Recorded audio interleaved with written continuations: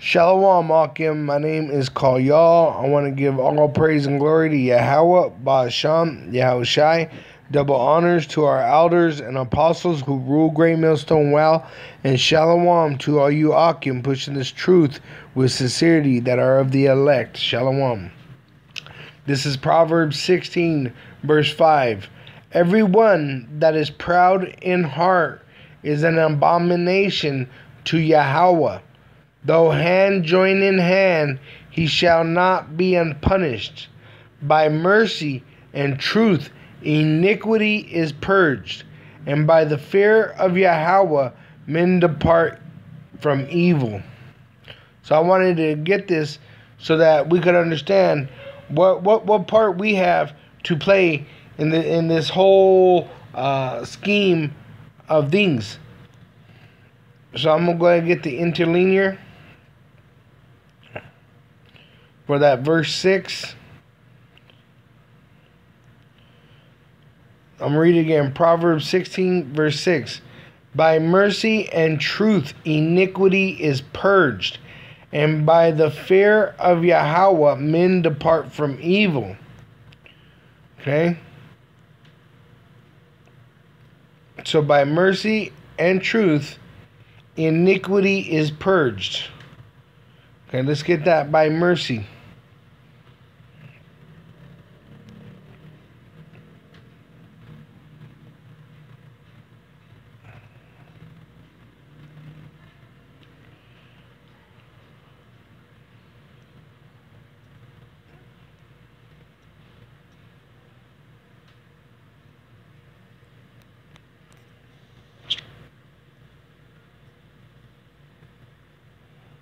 Strong's H 2617. Chesed. Chesed. Outline of biblical usage: goodness, kindness, faithfulness, a reproach, shame, mercy. It says the KJV translates Strong's H2 617 in the following manner: mercy, kindness, loving kindness, goodness, kindly, merciful, favor, goodliness, pity, reproach, wicked thing. So pity is a good one because a lot of people understand that word pity, where you'll pity someone, but that pity is to be for the brothers that are in this truth. All right, it's not like the Christian church says, where everybody's your neighbor just because you're standing next to them or living next to them. The Bible was given to the children of Israel, all right, and none else. So mercy is only for the children of Israel, but that's in this truth. Because if they're not in this truth, they're going to be seen as heathen by the Most High. They're going to be considered heathen, and that's why they're going to be put to death during Jacob's trouble. Okay, so let's get, so by mercy, so for having pity on the brothers in this truth and truth. Let's see what that truth goes back to.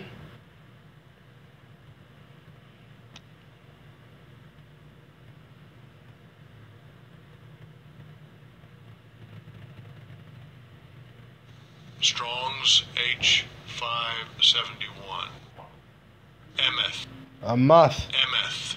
They pronounce it with the Yiddish, but it would be Amath.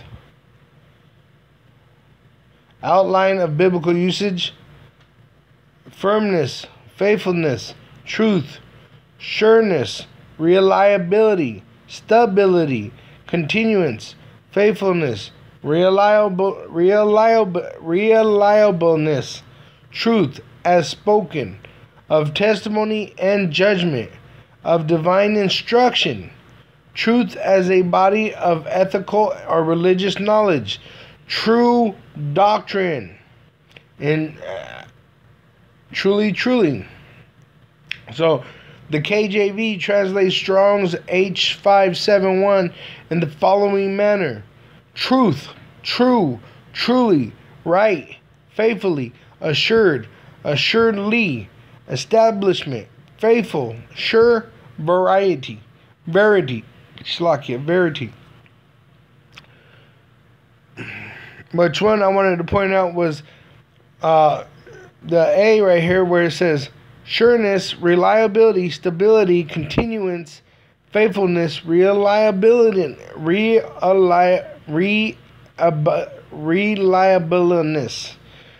And that's our elders. They've been stable in this truth. They've been continuing in this truth, continuance. They are faithful in this truth, and they speak the truth as spoken, of testimony and judgment, of divine instruction, true doctrine. Okay?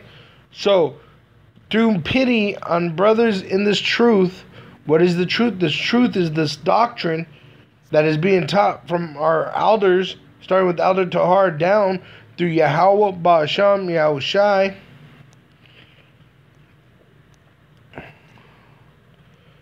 So by mercy, truth, and mercy is having pity on someone.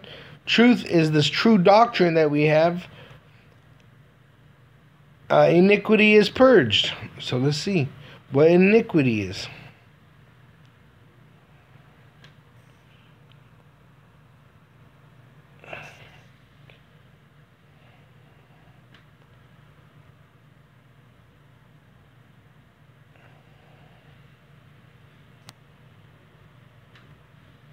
Strong's H 5771. Avon. And actually there would be no va in the original Hebrew. It would be awan. So then it goes yawan. Outline of biblical usage: perversity, depravity, iniquity, guilt or punishment of iniquity. Iniquity, guilt of iniquity, guilt as great, guilt of condition, consequence of or punishment for iniquity. So iniquity, it's saying as the way that the KJV uses it, is as you're guilty of something. So here they have in the, it says Strong's definition. Well, let's go with the KJV. Translate Strong's 5771 in the following manner: iniquity, punishment, fault, iniquities, mischief, sin. Let's go down Strong's definition. It says, if you jump down to the bottom where it says moral, evil, fault, iniquity, mischief, punishment, or of punishment of iniquity, which is sin. Okay? And if you look in the dictionaries, it also declares it as immoral behavior. Okay, so sin though. So with mercy and truth, sin is purged. Let's go back. So it says Proverbs 16:6. By mercy, and we just went against that. We went with the understanding of that means pity, and truth, which is the true doctrine, being taught to us by our elders, starting with Elder Tahar through the spirit of Yahweh, Ba'ashim, Yahushai. Iniquity, which means sin, is purged, and by the fear of Yahweh, men depart from evil. And evil means a bad time. And what's a bad time is the punishment for your sin. What you could catch today, you could catch tomorrow, or you could catch during Jacob's trouble, which we are clearly in the beginning of, which will end with that nuclear fire that's coming by the ICBM missiles.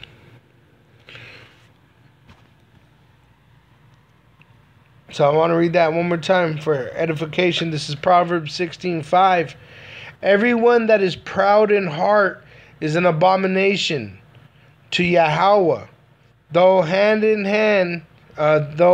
joined in hand, he shall not be unpunished. Meaning he will be punished. The proud will be punished because you're an abomination. In fact, let's get that. Let's get the abomination so we can understand this also.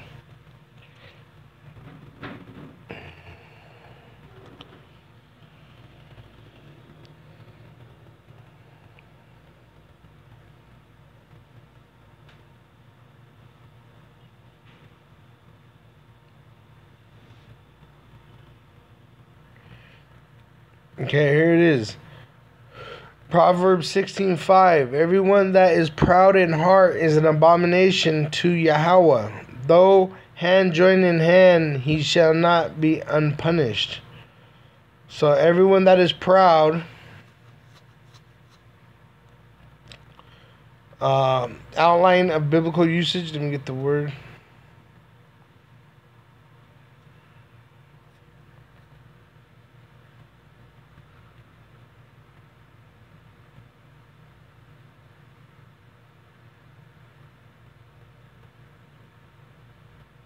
Strong's H 1362. Gavach. Gavach. Gabah.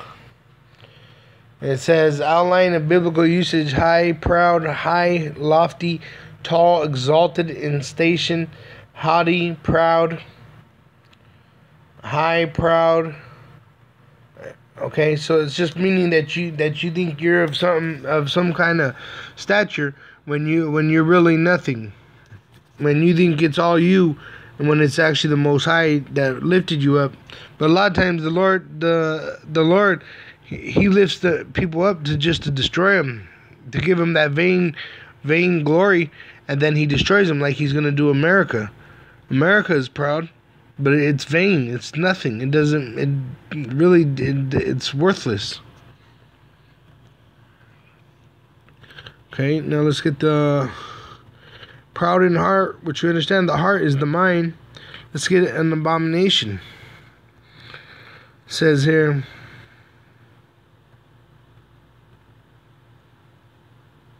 Strong's H 8441. To'eva. To'eva. Let's see here. Outline of biblical usage: a disgusting thing, an abomination, abominable, a ritual sense of unclean food, idols, mixed marriages, an ethical sense of wickedness, etc. Strong's definitions of H8581: properly something disgusting, morally an abhorrence, especially idolatry, or concretely an idol. Abominable, customary thing, abomination. So disgusting, that's what that word means. So like homosexuals are a disgusting thing. Pride in your mind is a disgusting thing. Okay. So Yad, which are both the same, is a hand in hand. Where you try to act like you're peaceful. Also, when you try to act like you're, like these Christians do. That's a great example to express what that though join in hand. Okay. And these gays too. They act like they're peaceful people, but they're disgusting.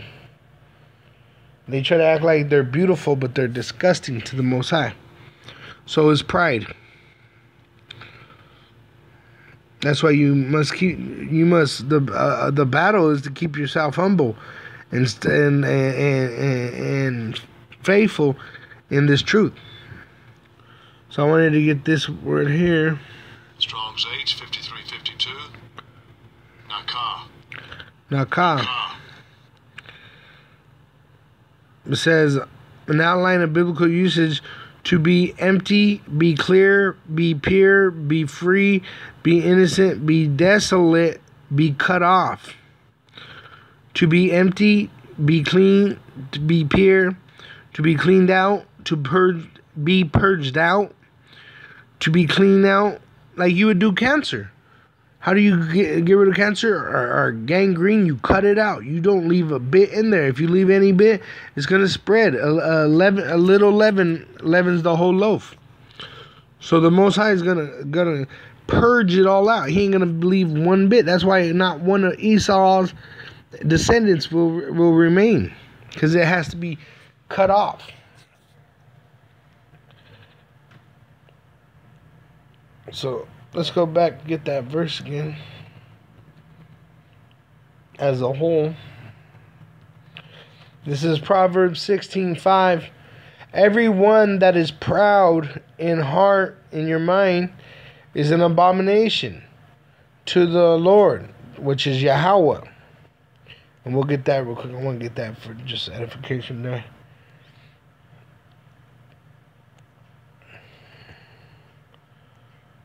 Right here. As you can see there, they put Yahovah, but if you know the Hebrew, it'd be Yah, Ha, Wah, Ha, and you're going right to left. Yah, Ha, Wah, Ha, but the way you would say it is Yahweh. Okay? That's why we know we have his name. We know his name in the Hebrew. You could even put it in the Yiddish. This is Yiddish. Okay? So, everyone that is proud in heart is an abomination, which means disgusting to Yahweh.